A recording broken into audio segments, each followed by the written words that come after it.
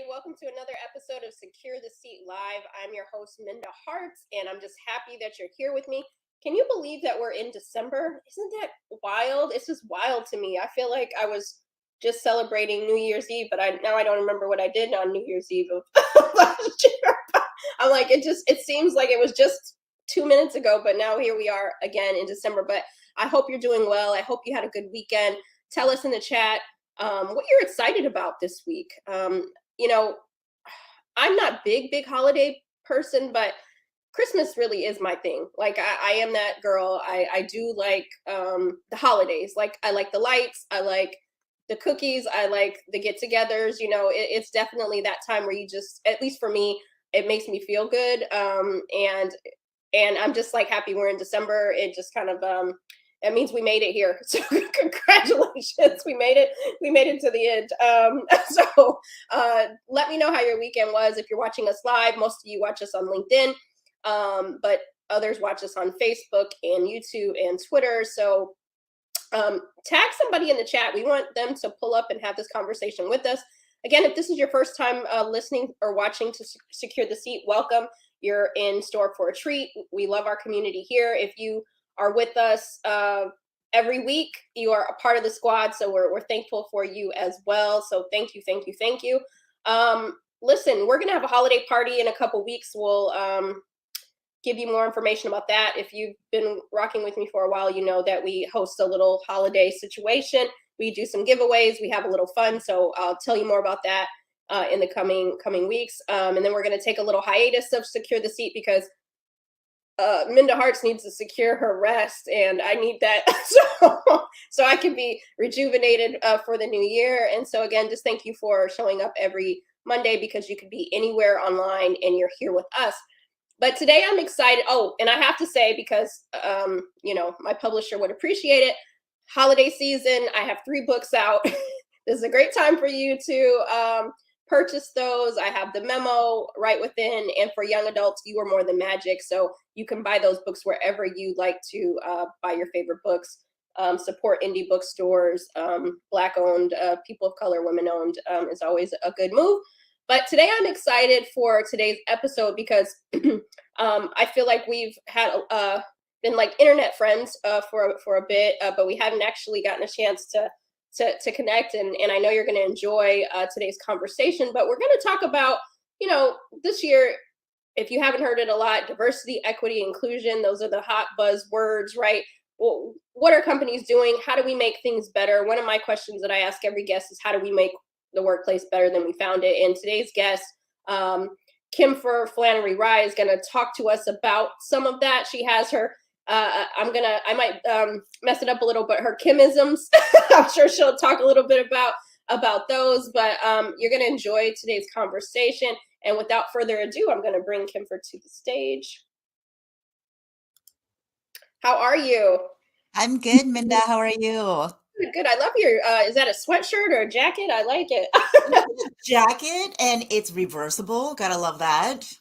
I know. I'm bringing a little, retro style here, I think. I love it. Whenever I go, I love a good jacket. And sometimes what really gets me, Kimfer, is if they say that it's reversible, I'm like, oh, say less. I need that reversible. Yeah. And there's always that, like, one side is, better than other side, but this one is pretty good. I'm rocking it out. And I just noticed that we have matching nails. Oh, we do. Look at that. Listen, these nails brighten up anybody's room and day. I'm telling you. Yeah, I'm like, hey, it's winter season. I'm like, I need something bright. Yes, absolutely. We're on the same page. For those who don't know about the work that you do, can you tell us a little bit more about you, please? Yeah, absolutely. So again, I'm a DEI and culture practitioner. I am in the greater Seattle area. However, I work with clients across the US and global companies as well. But really what I'm focused on is the systems within organizations. Yes, we can do learning and development and do all the trainings, etc. But I really believe that you have to have a parallel path to looking at your own systems within your organizations if you really want to tackle systemic issues, right? And so you can't just learn it. and that's it, right? You have to look at your policies, your procedures, what's happening, what's the culture in which are you creating psychological safety? All of these things that are really essential to making DI stick and make changes within an organization. So that's what I am super passionate about, and that's what my work is on a day-to-day. Well, I'm thankful that you do it, and we're going to drop your links in the chat so that people can connect with you, work with you, hire you, all the things, because we really do. It's not enough to just say the things, do the workshops, but really taking a look at systems and policies and procedures is equally as important. And one of the questions that I have for you is, what do we currently know about racial and gender demographics as it pertains to upper and lower management? Because, Kimfer, I hear a lot of questions about, women of color specifically who have some issues with like the hiring practices. They're feeling a certain way with management, right? Those power dynamics, all of those sorts of things. And I know that data also is just as important than our feelings, right? So I'd love to Absolutely. hear from you. Yeah, I mean, there's this phrase called leaky pipeline when it comes to, especially when you're talking about people moving up in organizations, or even when you're trying to hire in. So I think, it's not going to be surprising to us when we think about the statistics right now. So I would say there was a survey that was done over 30 million profiles. Okay, so these are people in really in the business executive arenas and business levels. And in that, surprise, surprise, white folks make up about 71% of in the executive levels. Okay. And in that, when we look at women, out of every 100 men, for example, that gets promoted into management, only 86 women are promoted, right? So we're already creating that leaky talent pipeline of where there is this drop that happens. And whoever gets up further, we're talking about mostly white men going into those stats. So again, not a surprising thing here, right? And then on top of that, when we're talking about it at a Fortune 500 companies in just this year, 2022, we had some astounding numbers, meaning it's been one of the best in years, but the best is not good enough, right? So for example, 1.2%, okay, are Black CEOs in a Fortune 500 company. So if you think about that, that's only 6 out of 500.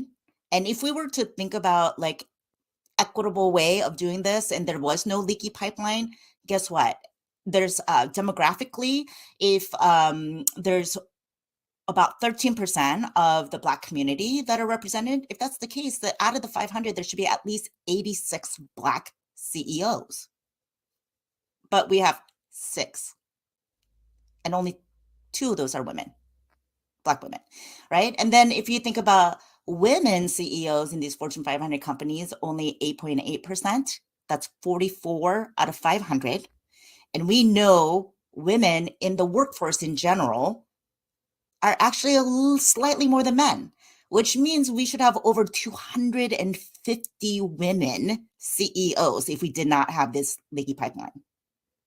Whew, I have to get my tambourine out because you're preaching to us today.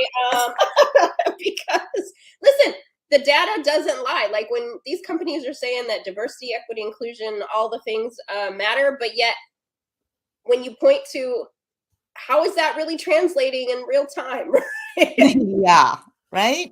Yeah. I mean, that's the challenge here is that when we say, oh, no, systemic barriers don't exist, that's bullshit. Oh, can I say that online? Yeah, you know what I mean? Like that's the whole thing is that data doesn't lie. When we're looking at in this kind of information, we know this happens and there's lots of ways in which barriers happen. And especially if you think about the old boys, network or that kind of scenario where that network is so vast and it's been around for so long. How do we as women of color compete in that arena, and how are we making our network connections happen? Absolutely. And so many of us, I mean, we know that these are issues, but I'm curious because you're, in the trenches with a lot of these companies and leaders. What advice would you give to organizations on how we address this? So we know that the issue exists, but what is the there?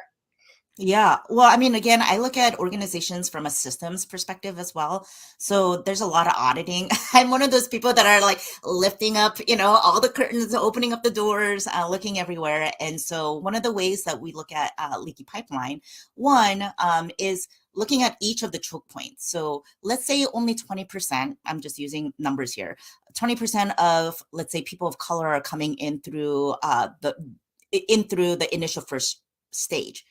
Is that still 20% going through every stage? Or did it drop down to 1%? Then there are some type of biases and choke points that are happening where you need to be looking at it, again, through lens of data. Where are those places happening? And we know that because of just demographics in general, you're never going to get to 50-50. Well, I take that back. It'll be great if we get to 50-50 in any kind of scenario, but we have to look at it really realistically. What is the industry? Like who are in that industry already? What are we talking about from a geographical demographics and all of that? But what you want to do is look at it from each point along the way and go, yes, we are trying to be as bias free, and data will serve you through that process. I love that so much. Listen, we're going to drop Kimfer's information in the chat. Make sure you connect if this is speaking to your soul. Your company needs, all companies need this type of support. But this is a good opportunity if you've been thinking, who are we bringing in for next year to help us get on track? This is your opportunity to take a leadership role and offer some solutions. So we know what the problems are. So here are some ways to solve that. So thank you for that, Kimfer. The other thing I was thinking about is, what about the employees themselves? What can we do if an organization isn't actively addressing these things? And after the unfortunate murder of George Floyd, a lot of companies said a lot of things, right? And not a lot of companies have made those things real. They're still in the Google Docs, right? They're still on the company internet, and they haven't really shown up in any real way. But I'm curious, how can we empower those out there watching right now? Yeah, so I always think of it as 3 levels, right? If you're an individual contributor, what can you do? If you're a manager of people, what can you do? Executives, what can you do? So individuals, even though you may not be in that seat of making large decisions, but guess what? You can hold your leaders accountable to the commitments that they made. Or if they haven't made a commitment, then hold them accountable and saying, what is it? How are we addressing this as an organization? Right? And you can hold them accountable when you're like, you made these promises after George Floyd's murder. What's happening? Right? And you can do that at company meetings or one-on-ones that you have, etc. This is I like to say this is the elementary version. Is like, you see something, say something. Right? Honestly, like, you see something that's not right, you gotta say something. And by not saying anything, you're also being complicit, and you're almost saying that it's okay for it to happen, right? And some of the ways that you can also think about is you can also check your biases in peer reviews, and if you get invited to interview processes, and making sure you understand where those biases, there's very standard biases that happen in both of those processes. And then also, if you have a mentorship program in your organization, do it. There are studies out there of people who are taking advantage of mentorship programs, furthering their careers, right? Doors are opening for them. And then also you can actually request focus group times and or one-on-ones with your leadership. Do that, right? And then for managers of people, make sure that you really are understanding the 5 very specific areas of biases that come in anytime you do interviews and also reviews, because once you have people in your organization, review time is when you get to move up that ladder. And there's a lot of biases that happen there, right? And think about how are you creating internal pipeline of people? right? This is the thing that happens a lot. Your demographics may look great when people do the DEI surveys and like, our organization looks great, we're at this percentage. And then you go, but what happens once you move up those ladders, right? And then also, are you looking at project teams that you're putting together? Are they the same people you go to? Are you looking at who's missing at the table? And then also, same thing, hold your leadership accountable. That's your job. You have to manage up and you manage down, right? And then executives, you have extreme amount of position power. And because of that, you have to be aware of your power and privilege that you are dealing with day in and day out. You have to be the ones who are the ones that are setting the psychological safety. You are driving the culture of the organization.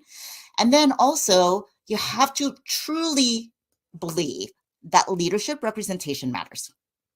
Because if you don't believe that, and you're like, oh, we're just trying to hit some diversity numbers, you're never going to get there.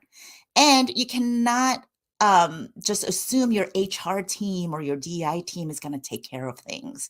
You have to have ownership and understand the process in which you have to be part of that.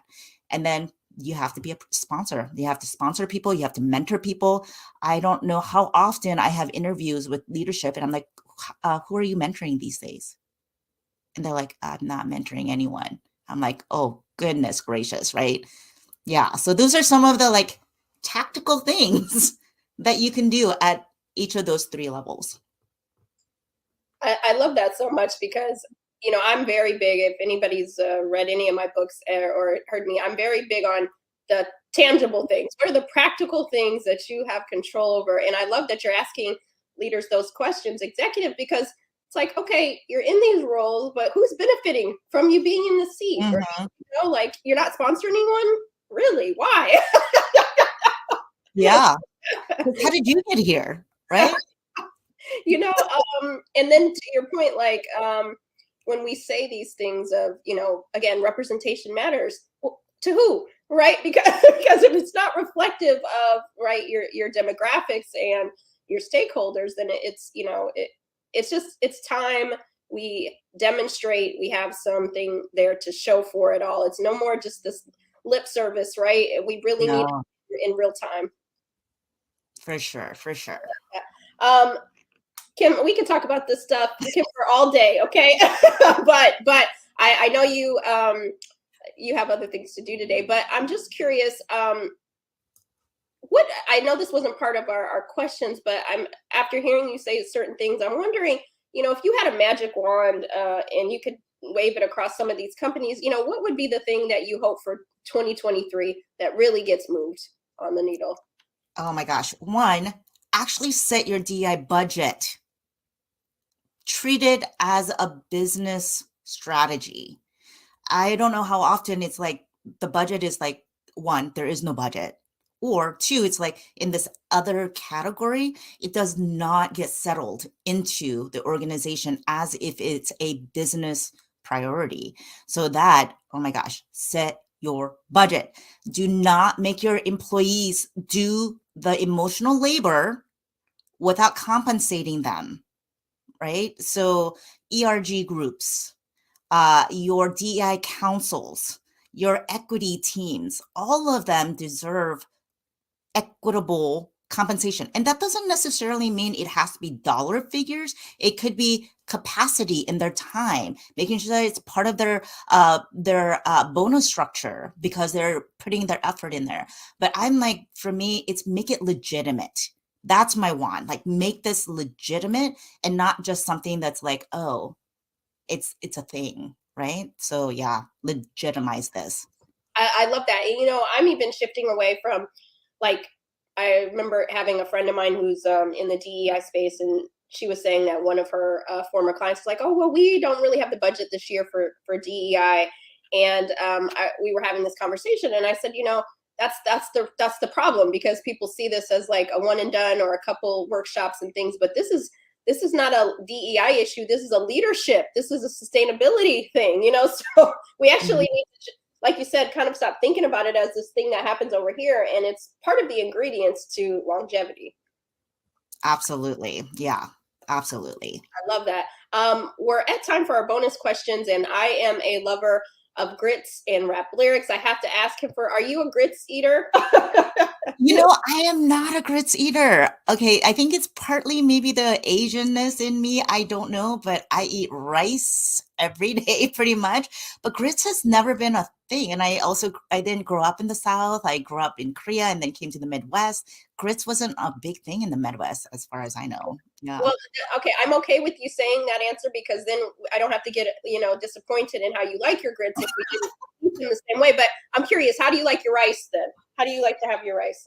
Oh, actually, I just like it plain and, just plain rice. Like anything you doctor it up too much. I like the first time I saw someone actually eat rice with, I think, milk and sugar, and I was like, what's happening? What's happening? Rice. No, no, don't do that. I don't know what it is, but don't do that. That is interesting. But I do know, I'm sure you have some rap lyrics, but what's one of your favorite rap lyrics and why?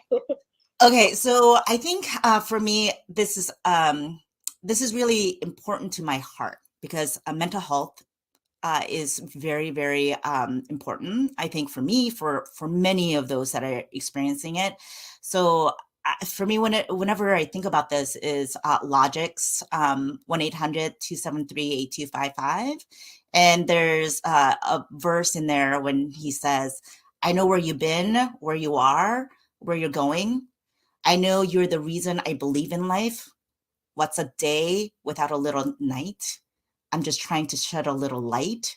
It can be hard. It can be so hard, but you got to live it right now. And you got everything to give right now." It gives me goosebumps every time. I love that so much. And for those of our viewers who are watching us live as they're going into the week, I think that's like a lyric that we all can hold on to, right? To remind us of the right now and what we have to live for. And so thank you for that. That set the tone. My final question is, everybody is a leader. They don't have to wait for the one-on-one to happen, for the annual review, for someone to say it's time to change your signature line in the email. Like, everybody gets to activate their leadership right now. What's one piece of advice you would give our leaders watching on how to make the workplace better than they found it? Oh my gosh, be a sponsor. Be a sponsor to open doors for people who are not in that room with you. Know that if you are in that demographics of the intersections, your representation matters so much.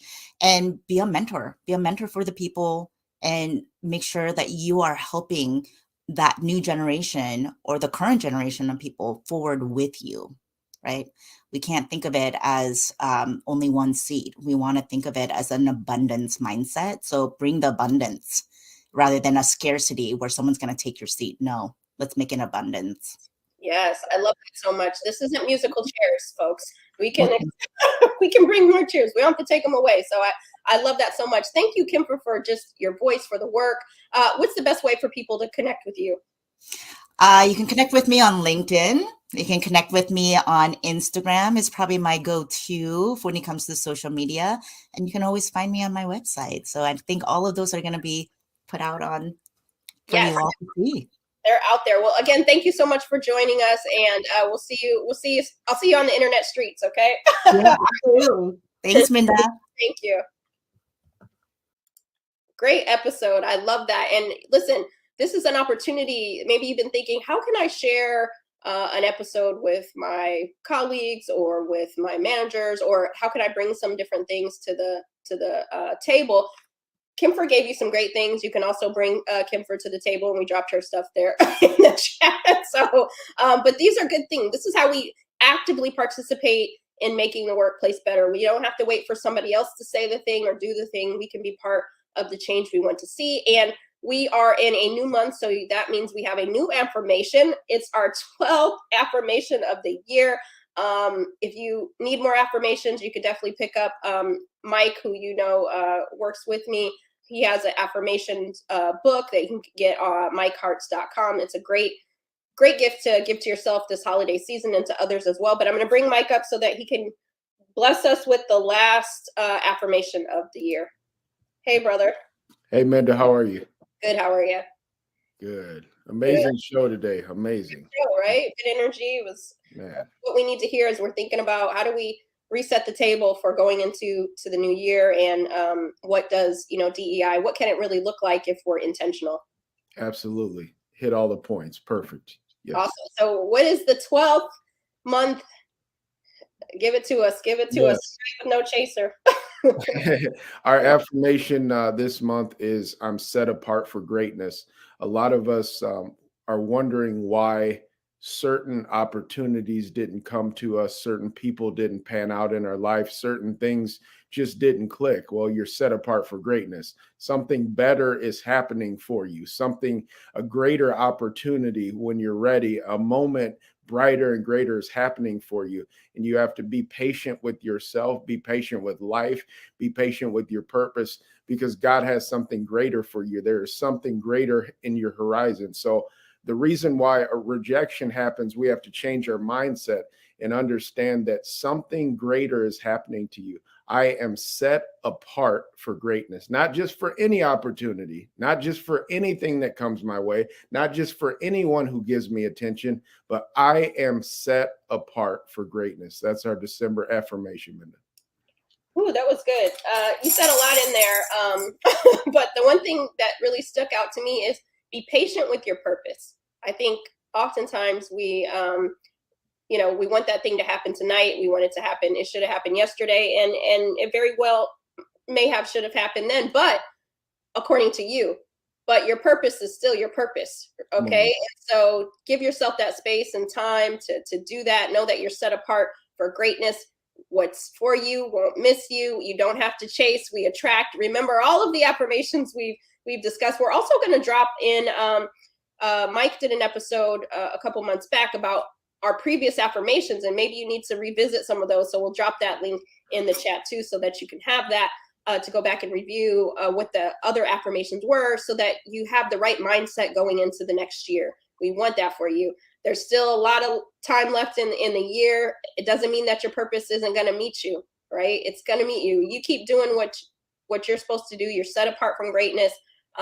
Make sure you're dealing with people, places, and things that allow you to meet that place when you get there. So when that greatness does meet you at the crossroads, are you ready for it, right? And so you can focus on those things right now. And I really love this affirmation for this month, because I think many of us, maybe some things didn't happen yet that we were expecting, right? But it doesn't mean that you're not going to have a meeting,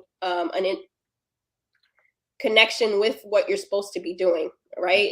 It may not have happened earlier this year. Doesn't mean it might not happen in February of next year, right? But it's still going to get to you.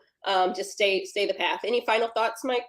No, yeah. Good things are happening to you, and they're coming to you.